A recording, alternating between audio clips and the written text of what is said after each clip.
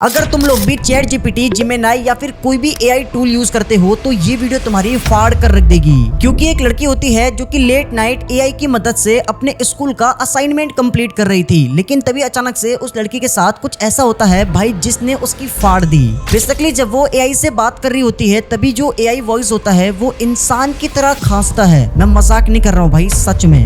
Mitochondria is